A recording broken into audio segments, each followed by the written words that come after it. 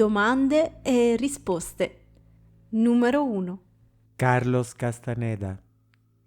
Tecnica dell'incrociare gli occhi per trovare un luogo benefico o tecniche di base. La citazione di riferimento è tratta dal volume Viaggio a Ixtlan, capitolo 6.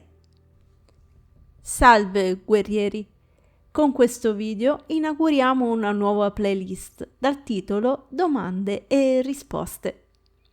Riceviamo regolarmente numerosi commenti, molti dei quali contengono domande e osservazioni così pertinenti da offrire l'occasione per approfondire temi importanti e chiarire alcuni punti spesso fraintesi. Per questo motivo abbiamo deciso di realizzare una serie di video brevi ed essenziali con uno stile semplice e con poche animazioni per renderli facilmente fruibili anche a chi ha poco tempo a disposizione.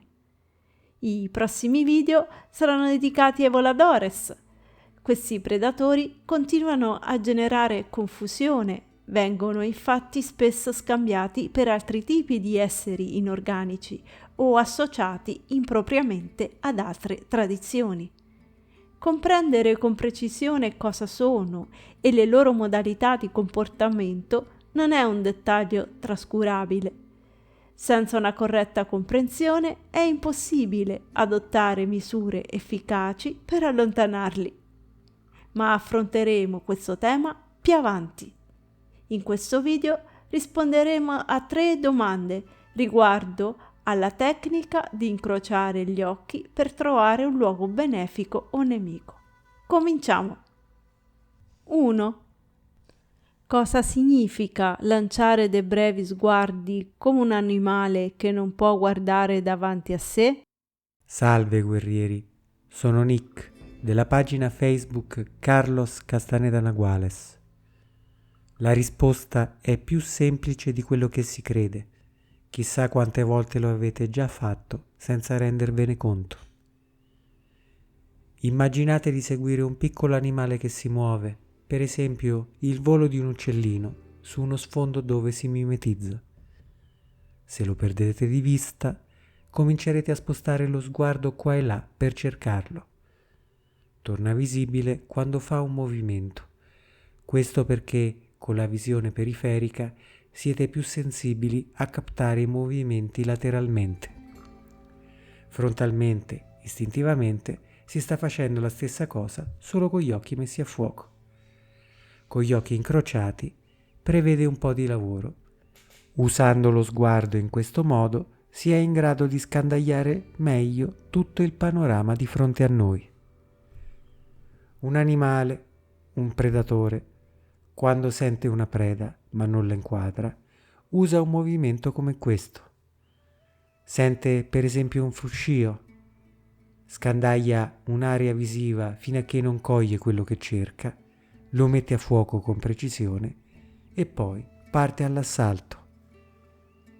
L'esercizio basilare è quello mostrato da Don Juan a Carlos, guardare un cespuglio lanciando sguardi corti e veloci con la coda dell'occhio. Disse che dovevo esercitarmi lanciando sguardi corti, quasi con la coda dell'occhio. Indicò un grosso cespuglio e mi diede l'esempio. Ebbi una sensazione strana vedendolo dirigere sguardi incredibilmente veloci verso il cespuglio. I suoi occhi mi ricordavano quelli di un animale astuto che non può guardare diritto davanti a sé. 2. Dopo aver fatto questo movimento solo con gli occhi, senza muovere la testa, dovrei iniziare a vedere dei bagliori come Carlos nel portico di Don Juan? È soggettivo per ognuno? Sì, ma procediamo con ordine. Riteniamo che, dopo aver eseguito questa procedura per un tempo sufficiente, si entra in uno stato dove si percepisce nella fascia esterna del panorama visivo un colore giallo-verde. Successivamente si possono percepire degli aloni mentre si sdoppia l'immagine. I colori percepiti possono essere soggettivi, ma si deve stare attenti a qual è il sentimento o la sensazione fisica o lo stato d'animo o l'emozione che accompagna quel qualcosa di anomalo che abbiamo individuato, in modo da poter distinguere se si tratta di qualcosa di positivo o negativo per noi. Talvolta si può sentire per esempio una stretta alla gola, una morsa alla bocca dello stomaco, un brivido lungo la schiena o un formicolio sul capo all'altezza della coroniglia, cioè all'apice della testa, come diceva la Gorda. Bisogna sfocare la vista abbastanza a lungo. È più facile da fare al buio. Infatti Don Juan fa provare Carlos la prima volta di notte, guardando una superficie più o meno omogenea. Per esempio, una parete o il soffitto vanno benissimo. Se si fa per un po', vi renderete conto che gli occhi captano questa sorta di seconda traccia, una sorta di colorazione disordinata. In realtà è sempre stata lì e l'abbiamo sempre vista, ma nessuno ci ha mai detto di prenderla in considerazione. Non ne avevamo consapevolezza. Quello è il momento in cui si vedono i colori da leggere. Ci rendiamo conto che si tratta di una grossa mole di lavoro, ma, come dice Don Juan, proprio nel primo capitolo del volume Gli insegnamenti di Don Juan, añadió que nada en este mundo era un regalo. Todo cuanto hubiera que aprender debía aprenderse por el camino difícil. Aggiunse che nulla in questo mondo era un dono. Tutto ciò che bisognava imparare doveva essere appreso attraverso un cammino difficile. per quanto tempo almeno si deve essere capaci di mantenere lo sguardo incrociato per iniziare a percepire? Per velocizzare sarebbe meglio fare pratica al buio o in penombra, oppure come nell'esperienza riportata da me durante una giornata di pioggia. Se si prova in condizioni di scarsa luminosità è più facile e rapido riuscire a percepire qualcosa di inusuale. Ovviamente con un po' di pratica si riesce anche alla luce diretta, ma i tempi si allungano. Non c'è un vero e proprio tempo, è molto legato alla dimestichezza raggiunta. Si riesce nel momento in cui si raggiunge la posizione corretta degli occhi, senza troppo sforzo, e dipende da quanta energia si ha a disposizione in quel momento. Non bisogna trascurare che occorre energia e interrompere il dialogo interno. Infine, un brevissimo tutorial.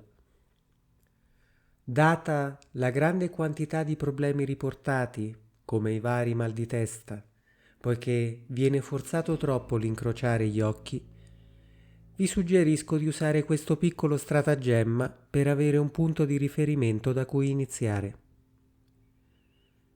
Mettete il dito indice in mezzo al vostro campo visivo e avvicinatelo al viso fino a quando riuscite a mettere a fuoco l'immagine. Quando il dito andrà fuori fuoco, vuol dire che è troppo vicino. Continuando a mantenere lo sguardo su di esso, ponete attenzione sulla posizione assunta dagli occhi e sullo sfondo che nel frattempo si sarà sdoppiato. Togliete la mano dal vostro campo visivo e sforzatevi di mantenere le due immagini sdoppiate. Questo è il vostro punto di partenza. Ringrazio tutti coloro che ci seguono. Grazie per i vostri commenti e per i numerosi riscontri che stiamo avendo. Un ringraziamento particolare va a tutti coloro che, in piena libertà, hanno deciso di supportare il nostro canale abbonandosi o in altre forme. Grazie mille per il sostegno che ci date. Buona pratica a tutti! A presto con nuovi video.